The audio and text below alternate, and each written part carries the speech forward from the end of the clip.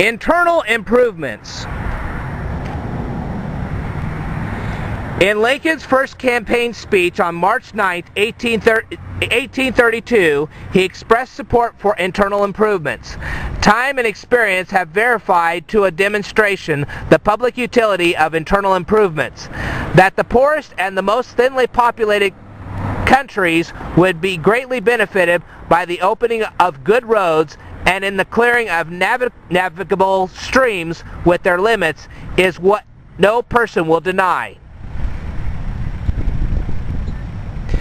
Consistent with their Whig political philosophy, Lincoln and the other members of the Long Nine had two major goals during the 10th General Assembly of the Illinois Legislature, which convened at Vandalia on December 5, 1836.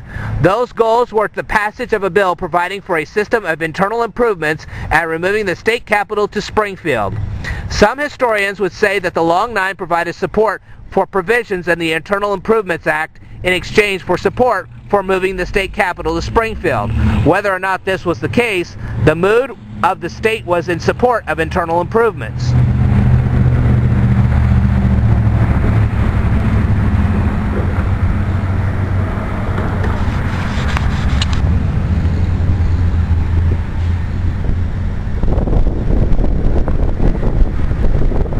During the early 1800s, Illinois was largely underdeveloped. There was a great difficulty in bringing agricultural products to markets in the cities. Few roads, canals, and railroads existed. Illinois farmers and merchants built flatboats, loaded them with salted pork and other produce, and took them to New Orleans with the spring floods. They would return overland by steamboat with cloth or other manufactured items which they would sell when they returned. Lincoln himself navigated a flatboat to New Orleans on two such trips.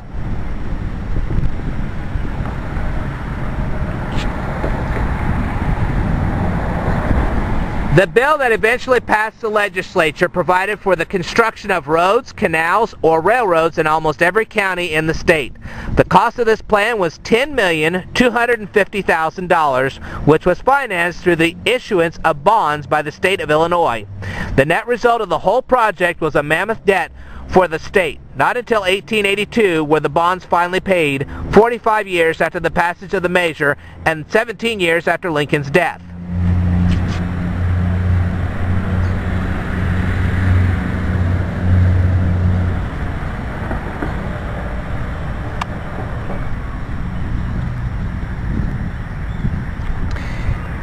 This is courtesy of I.N. Phelps Stokes Collection, Miriam and Ira D. Wallach's Division of Art, Prints and Photographs, the New York Public Library, Astor, Lennox, and Tilden Foundations. And this is a view of the Erie Canal by John William Hall.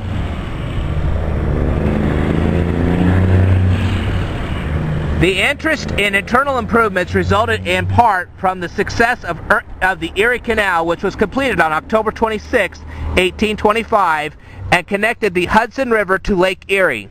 The Erie Canal became the model for internal improvements. It was based on the economic principle of connecting large commercial centers to one another.